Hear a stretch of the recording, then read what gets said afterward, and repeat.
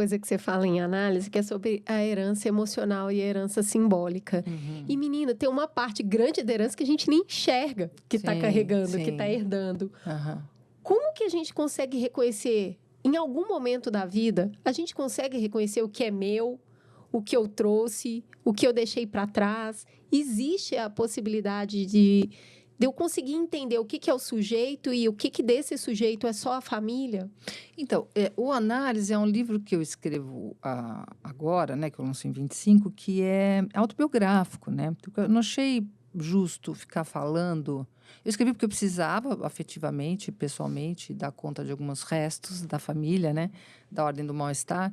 Mas eu achei que eu tinha que falar em primeira pessoa, porque também ficar falando da família do outro, eu acho curioso, né? Porque então eu coloco ali a minha própria história para falar desse resto, né? Do que eu fiz ao longo de 4 análises nesses últimos 30 anos para elaborar a minha relação com a minha família, né?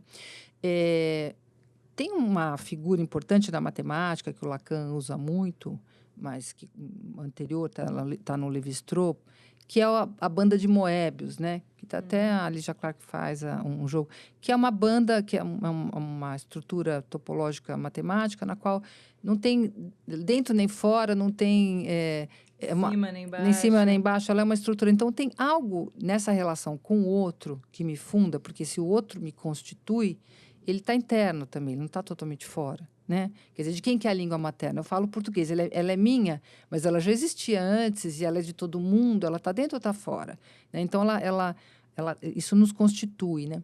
Então, a gente vai reconhecendo as coisas do outro em nós, porque nós somos colonizados pelos nossos pais, vamos dizer assim, mas elas, de algum jeito, já não são mais deles. Então, a língua que eu recebi, ela não é minha, ela é de todos nós. Mas eu faço um uso único dela. Então, você percebe que não tem uma separação total. Eu vou fazer poesia. A poesia vai ser minha, a autoria é minha, mas a língua, fazendo um uso. Então, é como se os pais oferecessem um grande buffet de coisas para você pegar e comer, mas você escolhe o que você quer e você faz a mistureba que você quer também. Exato. Então, tem uma... Tem um Agora, tanto de autoria, né? Em como você é permeável a isso. Tanto que a gente vê que irmãos vivem, em tese, a mesma situação, nunca é a mesma situação, com os mesmos pais, e eles fazem leituras completamente diferentes e vão traduzir nas próprias vidas de outras maneiras. Essa relação conflituosa entre o que eu enxergo, o que eu reconheço de herança, o que eu leio como meu próprio, porque às vezes a gente tem isso, né? Não, isso aqui sou eu, e quem está de fora vê. Isso aqui tem um pouquinho da sua mãe, um pouquinho do seu pai, um pouquinho da sua tia, um pouquinho... Vê como que se constitui. O Márcio Balas tem um monólogo lindo chamado Bagagem, em que ele fala o quanto ele demorou para enxergar o quanto que essa bagagem de família era presente nele, como que ela constituía. Como é que a gente... Por que importa fazer esse diálogo de enxergar o que a gente traz de bagagem e como a gente se relaciona com isso? E essa bagagem não é exatamente uma colagem de pedaços do outro, né? Tem uma questão ética fundamental aí, que é... Você pode dizer, bom, me fizeram isso, isso, isso, isso. Eu sofri tais violências, eu sofri um abuso, eu sofri X. Isso tudo pode ser bem factual em termos de acontecimento. Sofri um acidente de avião, não tem muita discussão, né? Ainda assim, para a psicanálise, o que interessa é a questão ética. É o que eu fiz com isso. É bem a frase do Sartre, mas tudo bem. Mas realmente, a mesma pessoa que sofreu um abuso, uma vai fazer uma ONG em defesa das mulheres que sofrem abuso, botando aqui no gênero, o outro vai se suicidar, o outro vai abusar do filho da mesma medida. Então, tem algo que, nessa dupla face entre o que me aconteceu e o que eu faço com isso, que é da ordem da ética e da inteira responsabilidade. Então, não adianta você, eu matei porque... Né, eu violento porque fui violentado. Não. Desculpa, assim, tem algo. Você violenta porque você violenta. Você foi violentado. São 2 fatos. E o denominador comum é o que você fez com isso. Que é claro que pessoas que têm chances de fazer mais coisas, têm chances de fazer menos, a depender de muitas variáveis. Mas, ainda assim, tem um sujeito que toma a frente e assume uma posição, né? Não quer dizer que a gente vai passar pano para as violências que foram sofridas de jeito nenhum, mas a gente tem que dar dignidade ao sujeito pelas escolhas que ele fez com aquilo, né? Então, isso é muito importante, a gente recuperar e saber que a gente fez coisas com as coisas que fizeram com a gente, com as quais a gente vai ter que se haver sempre, né? Agora, o trabalho, você falou, esse trabalho que a gente tem de colonizar os filhos, né? Porque é isso, você vai passar seus valores, a língua, a forma de ver o mundo. E o trabalho dele é escolher o que ele leva e o que ele não vai levar e fazer a vida dele. E muitas vezes isso é enxergado como deu errado. Tá vendo? Deu errado, o menino não faz o que eu gostaria que ele fizesse. Ele não ama quem eu gostaria que ele amasse. Ele não tem a fé que eu gostaria que ele tivesse.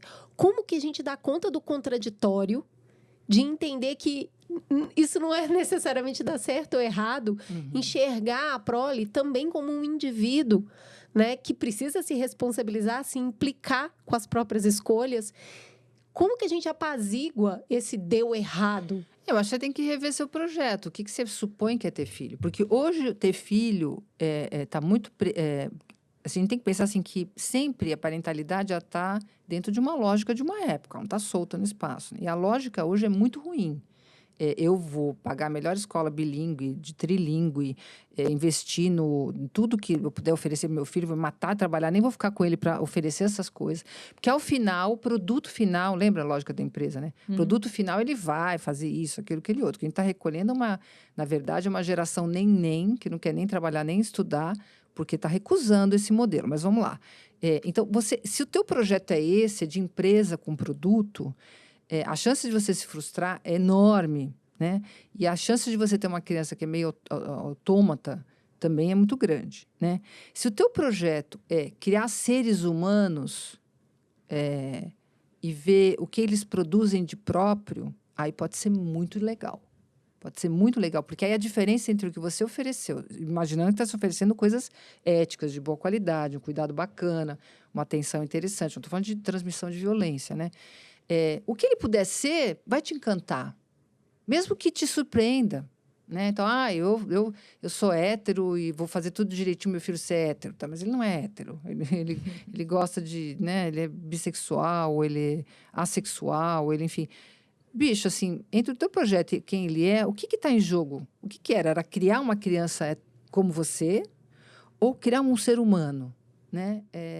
Eu gosto quando a Daniela Tepperman, que é uma psicanalista muito importante com quem eu trabalho, ela fala assim, a gente deseja, o que seria mais ético da parte dos pais, difícil, que a gente deseje que os filhos sejam. Não que eles sejam isso ou aquilo, mas que eles sejam. E que eles possam, para mim, me encanta muito que os meus filhos possam trazer, minhas filhas, possam trazer o contraditório para mim e me façam repensar, porque elas me rejuvenescem muito.